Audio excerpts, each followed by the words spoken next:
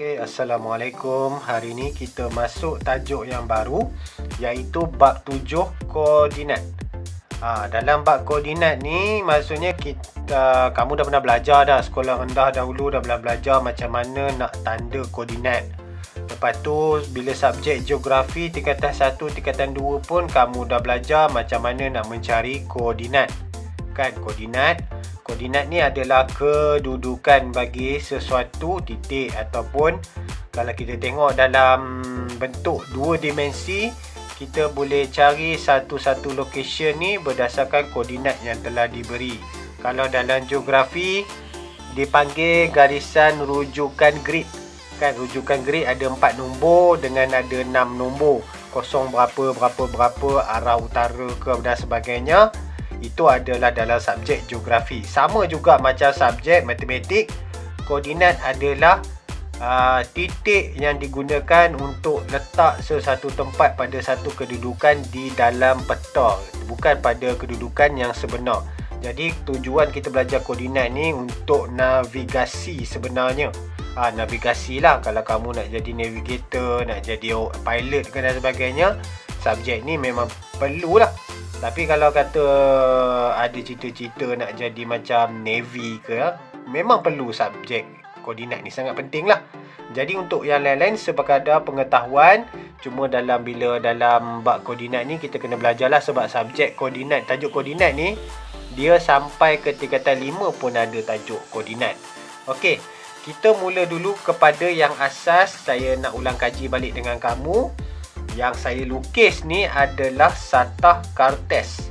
Satah Kartes, dia tulis S-A-T-A-H Kartes. Kalau dalam bahasa Inggerisnya C-A-R-T-E-S, Kartes. Kartes ni dalam bentuk dua dimensi. Dan kemudian dia ada dua paksi, iaitu ini dikenali sebagai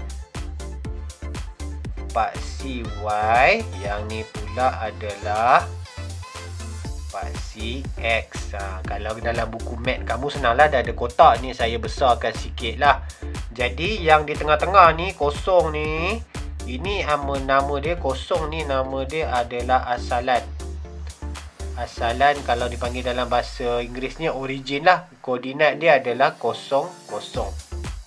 Okey, bila kita nak membaca koordinat, kita baca nombor yang berada pada paksi X dahulu, baru kita baca yang pada paksi Y. Macam kamulah belajar geografi, sama je. Kita cari yang lajur dulu, baru kita cari yang baris, kan? Macam tu jugalah. Okey, jadi hari ni punya aktiviti adalah macam mana kita nak plot ataupun kita nak tanda koordinat ni ke dalam Satah Kartes. Contoh yang pertama, kalau dia bagi ni A02, macam mana nak letak dalam ni, nak tanda dalam ni. Sebab bila bab menanda ni kamu akan guna sampai bab 8, bab 9 dan juga bab 11. Kamu akan guna benda ni. Okey ya. Kita tengok aktiviti pertama A. Macam mana nak tanda 0 dengan 2. 0 ni adalah part X, 2 ni adalah Y. 0 duduk sini, 2 kat sini. So kita pangkah A kat sini. Ni koordinat bagi A. 0, 2. 0 duduk dekat garisan X ni 0, dekat garisan Y ni 2. So 0, 2. B pula 3, 0. Okey, dekat garisan paksi X 3. 0. Ni 0. 0 untuk paksi Y. So dia duduk dekat sini. Ni adalah koordinat B. 3, 0. 0, 2. Dia macam tu baca dia. 3, 0 maksudnya kalau yang ni 0, dia berada pada garisan paksi X. Kalau X dia 0, dia berada pada paksi Y. Ini asas sebenarnya. Okey, kita pergi kepada yang ketiga. C, koordinat C 1, 3. Yang ni nak cerita dia. C 1. Kat mana dekat sini 1? So ni nilai dia 1. 3 pada paksi X, 1 pada paksi X, 3 pada paksi Y. So dia duduk dekat sini. kebanyakan student seperti kamu kadang-kadang tersalah baca. Kamu baca macam mana tau? Ini kesalahan. Dia baca 1, dia baca 3. So dia tak tahu ni. Ni salah ni. Sepatutnya dia baca 1 pada paksi melintang dulu, baru baca yang menegak. Okey, ni koordinat C kat sini. Kemudian kita pergi kepada koordinat D, 4, 2. So 4, ni 4, ini 2. So sini 4, sini 2. Dia duduk dekat sini. Ni koordinat D.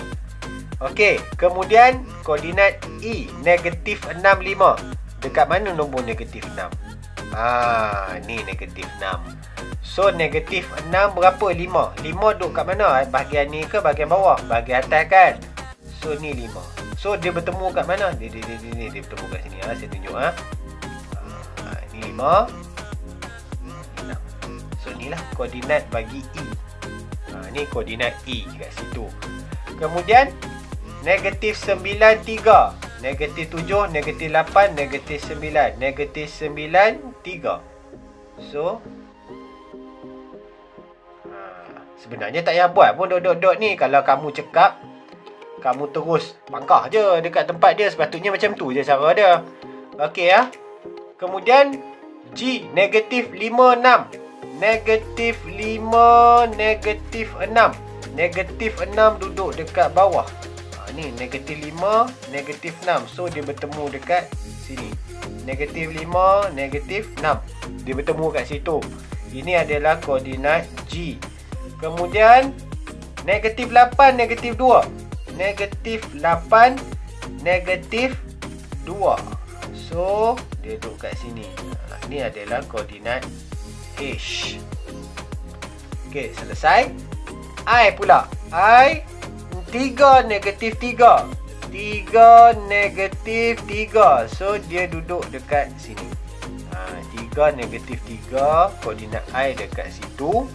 Dan last sekali adalah 10, negatif 8. 10, negatif 8. So dia duduk kat sini. Situ. Ini adalah koordinat bagi J. So selesailah macam mana nak menanda koordinat. So latihan untuk hari ni, saya nak bagi kamu biasakan macam mana nak menanda koordinat dulu. Soalan saya akan bagi sama macam ni.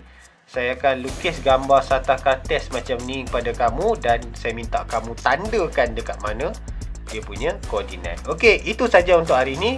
Terima kasih banyak-banyak. Nanti kita laksanakan perbincangan dia sebelum kita habis kelas.